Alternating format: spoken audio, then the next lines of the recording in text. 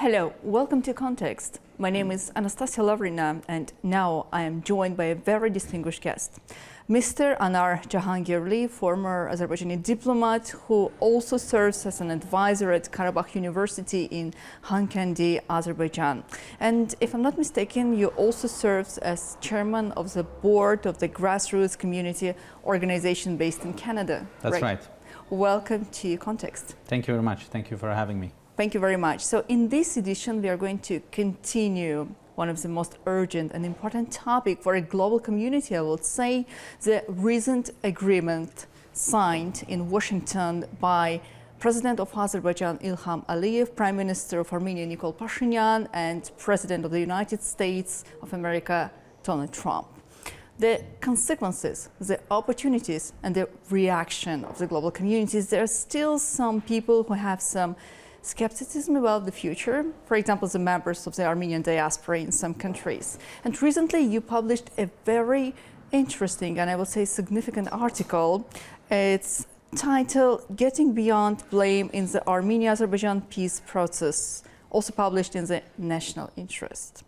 Let me start with a question. You describe the Washington Agreement as the first real roadmap after the decades of the negotiations and the decades of the conflict. So in your view, what makes it fundamentally different from previous failed attempts? Azerbaijan and Armenia have been in negotiations for many years, almost 3 decades. The unfortunate fact of the occupation of Azerbaijani lands by Armenia was there, persisting for many years. Also, the fact of Azerbaijani internally displaced people were there. And Azerbaijan have been very consistent in its position for all those years, whereas Armenia always flip-flopped its position, either advocating for the annexation of Karabakh to Armenia or putting absurd demands such as the independence for the separatist entity formed in the occupied Azerbaijani territories. But the international community never accepted that. Azerbaijan never accepted that. People of Azerbaijan never accepted that. After the victory of Azerbaijan in 2020 in a 44 days war, the negotiations started in real times and for real matters. And only after that, the victory of Azerbaijan, Armenia came to the negotiating table with more constructive approach than they used to. And it was Azerbaijan who put forward the foundations of the peace treaty right after the end of the conflict, end of the hostilities on November 9th. So what makes it very different from previous engagements is that there is a signed document. First of all, there is initialing of the agreement of interstate relations, called as establishment of interstate relations between the two countries. And there is a statement signed by the President of Azerbaijan and the Prime Minister of Armenia, witnessed by the President of the United States, to sort of endorse the signature, the future signature of that agreement. The agreement hasn't been signed fully as yet, but this opens up a perspective for moving forward. So to put it another way, to moving the needle. And without constructive position of Azerbaijan in the last several years and in the past decades, this wouldn't have been possible. And as you correctly mentioned, this agreement has been welcomed widely in the world, but has not been welcomed by certain groups, especially Armenian diaspora groups in the US And we see that approach in some other countries as well. They try to lobby the governments of the countries where they live to extract negative statements from those governments to sort of derail the peace process. However, I think the president of Azerbaijan has rightly mentioned recently in his interviews that the peace has come to the South Caucasus, and it was Azerbaijan who brought that peace. And Armenia has already accepted the terms of the future peace agreement, but there are, as we know, there are certain elements that need to be fulfilled before the full signature of the agreement. Well, indeed, that's very interesting, especially because now the attention of the world community is being here in the South Caucasus, as the consequences are relevant for not only Armenia and Azerbaijan, but also for Central Asia, for Europe, taking into account the possibility of the opening of new transport communications. But in your article, you also emphasize that peace can only be achieved if grievances on both sides are acknowledged. So what concrete steps you think should the political elites in two countries, Armenia and Azerbaijan, take to ensure this recognition goes far beyond the rhetoric? Look, Azerbaijan has put forward a constructive position right after the end of the conflict, end of the war in 2020, and after 2023 one-day operation. The government of Azerbaijan put forward a very clear roadmap how we want to move forward. Azerbaijan wants to establish a normal interstate relations between the two countries.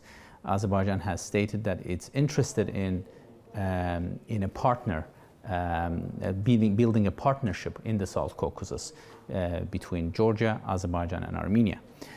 To open up trade relations, to open up communication links. In Armenia, the voices are very fragmented. We hear those who support this opening, and there are people who, there are political forces who don't want to endorse this peace process. And there are those who are not sure. I think the messaging here has to be that, which Azerbaijan has been doing that for last several weeks and months, that we want peace, we want to end this conflict, and at the same time, we want to see from the Armenian society how they see the future with us. So I'm sorry, it's not only about the government and policymakers in Armenia, it's also about the society, it's about the people. Exactly. Who want to see that whether it was peaceful development and cooperation with Azerbaijan or any other directions. Exactly. Just picking up on that point, the Armenian society, as we know from our reading of the press and listening to opinion makers, is very oblivious to, I will bring a concrete example, to Khojaly massacre. They will have to face and understand what happened in Khojaly. There's not a big awareness about Khojaly, what happened in Khojaly. I think the previous governments in Armenia wanted to hide the reality, the massacre of more than 600 civilians overnight. So this kind of the healing process has to go both within Azerbaijan and Armenia, and we have to listen to each other, and they have to accept what has been done during the 3 decades of war, which Azerbaijan has accepted already, that we have to move forward. However, there is a very important point here that the Armenian society, as a society, again, the government has signed the statement and initial the agreement, but as a society, they will have to accept their common future in this region with Azerbaijan. With Armenians who live in Armenia, it's clear because they are witnessing the situation and they themselves can understand the perspectives for their country. But coming back to the question about Armenian diaspora, living in Canada or starting your diplomatic career in Brussels, you yourself understand how Armenian diaspora and Armenian lobby works. And in Canada, we can accept it one of the most influential Armenian diaspora in the world. Do you think it's also acceptable for them? And how do you think a new geopolitical reality can also affect the work Armenian diaspora used to work with and followed within the decades? For many years, they feeded their ground, their base, with false narratives, selling their communities, those organizations that I mean, Armenian organizations, selling to their communities, to the people who donated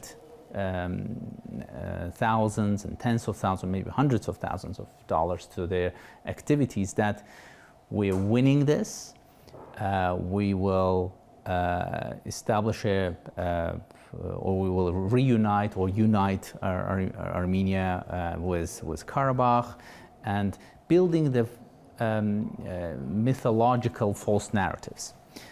Now, the situation has changed. Azerbaijan has restored its territorial integrity. Azerbaijan is rebuilding Karabakh, and there's many, both internationally and locally, there's a lot of processes going on. Azerbaijan is establishing transport corridors. So Armenian diaspora is sort of being left without an agenda. So they are, I believe they're currently fighting for their survival. And it's important also to distinguish here that not everyone in the Armenian diaspora supports that agenda. There are people who are quite sensible, understand that the war is over, we have to move on and establish normal interstate relations between Azerbaijan and Armenia and communities. But there are those who also try to galvanize and on the wounds, on the past enmity and hatred, because that's their survival. That's what they were making money on.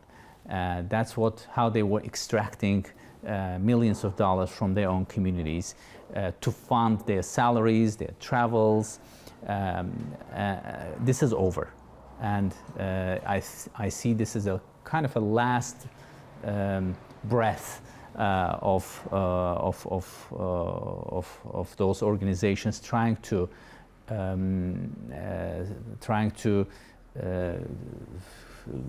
establish their own agenda again.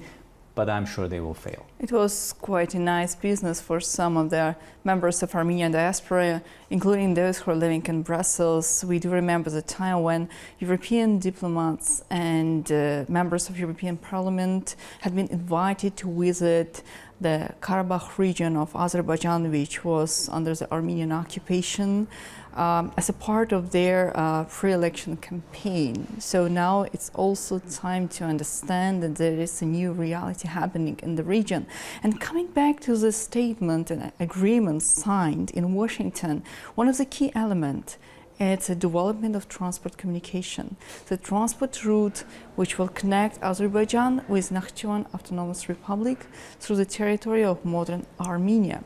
Do you believe that now it's a realistic project and can be done in near future without any obstacles from outside or inside the region? It is interesting to see that there is wide, I would say, regional and international support for this kind of a project, because everyone understands that building roads can only bring prosperity, because that the roads mean, what do the roads mean? The roads means having connecting communities, having trade, benefiting from selling and buying and transport links and many other benefits of having those transportation and communication links. It's important that we explain and raise awareness and educate those maybe in the Armenian society, maybe in diaspora organizations or international community, that first of all, Azerbaijan requires and needs an uninterrupted connection to its own territory from the mainland to Nakhchivan. But this road in the future will be used to connect Central Asia to Turkey and further on to Europe. And this will benefit Armenia as well.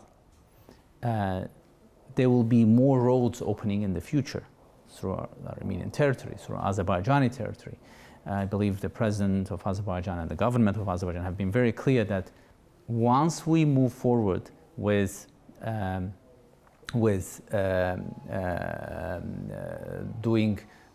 signing the agreement and peace treaty is in place, the transportation links will be fully open, and companies and people will be able to trade.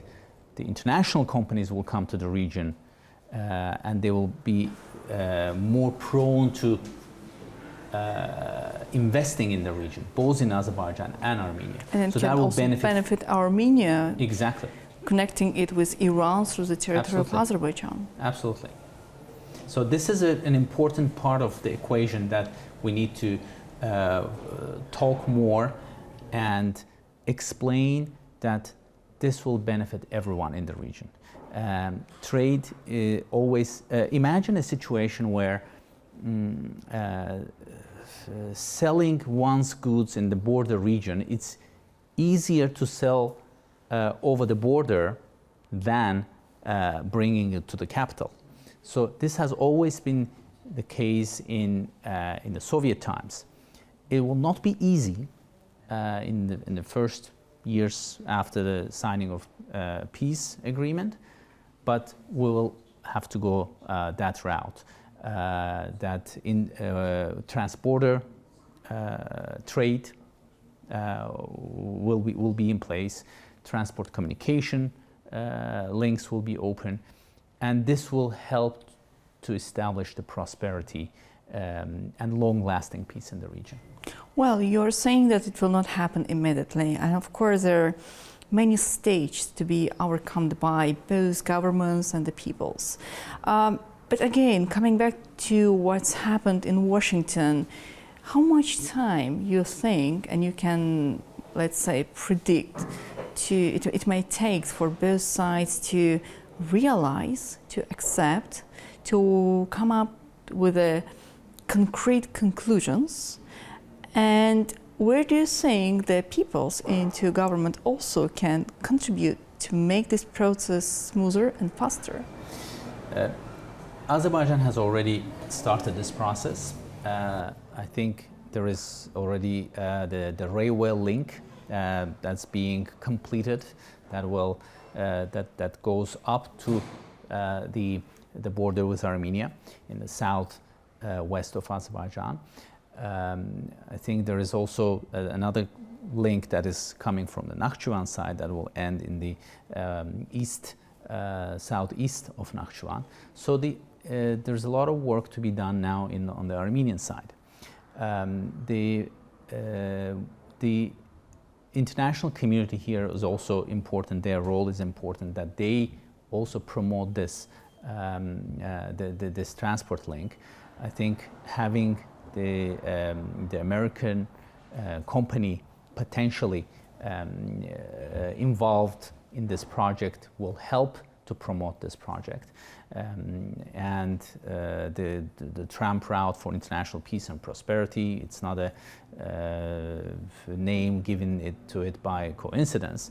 I think it's very important to have that engagement. It is passing through Armenian territory, the territory of the sovereign Armenia, but it's being the modalities will be decided by Armenia, but for Azerbaijan, the important thing is that it makes sure that we have an uninterrupted connection to our own territory in Nakhchivan. To move it forward is education, awareness, and Armenia needs to do its homework, as outlined in many times on the position of Azerbaijan. In my article, I also mentioned that the change of their the relevant there are three main clauses, points. exactly, the change of their the clause on their constitution, in their constitution. Their OSCE Minsk group is about to be dismantled in the following days, and this connection, the route has to be established. I think we are going in the right direction, and which Azerbaijan has always been in the right direction for many years. It's sort of bringing Armenia into this process has taken us long. Without the major point here is that the foundations of peace lie within the region. It's not elsewhere. It's not in other countries. It's here. We are the best partners for each other. These three countries of the South Caucasus, they can trade, they can work together. Of course, we need to remember the history. At the same time, we need to look to the future. History is our rear view mirror that we look sometimes back, but the road is ahead. We have to look forward and build, reimagine our future and build that future together. And let's now look a bit beyond the bilateral cooperation between Armenia and Azerbaijan. The world is changing. There is a new geopolitical reality, not only in the South Caucasus, but also in the Middle East, in Europe. And when Donald Trump came to power, back to the White House, actually, it also affected globally from the economic and geopolitical perspectives. Therefore, I'm more than sure that you can also mention some broader geopolitical consequences for the countries like Turkey, Iran, Russia, even the European Union, because this new transport communication, as there's so much talk now about middle corridor, which also coincides with China's Belt and Road Initiative, the global project which is much more faster and convenient in comparison to the existing routes from the south or from the north. Therefore, looking beyond the bilateral cooperation, what are the broader consequences of this new reality we have here? There is, as we've been observing in the last several years, that some analysts even call it the tectonic changes in the world, and especially in our region. The shift of the power balance, the shift in economic power in the world have been reflected in the current situation. What we have now is the new situation in the South Caucasus, which can benefit a broader region. Central Asia, Turkey, and Europe, there will be new the communication and transportation links. Azerbaijan and larger region, the Caucasus, is a key region for north-south transport links between Russia and Iran. There are many benefits of establishing these transportation links for everyone. Of course, every country will try to advance its own interests. But Azerbaijan has established the prerequisite and also foundation for moving forward, which is a stability, a peace and stability. So we don't want to see any more wars. We don't want to see any more destruction in our region. We want to see trade, we want to see transportation, we want to see prosperity. And we want to explain to other countries in the region, in the larger region, that they need to see it that way as well. So there won't be any threat to them from us. And the important thing here is that no other country outside of the region should be able to put us against each other again.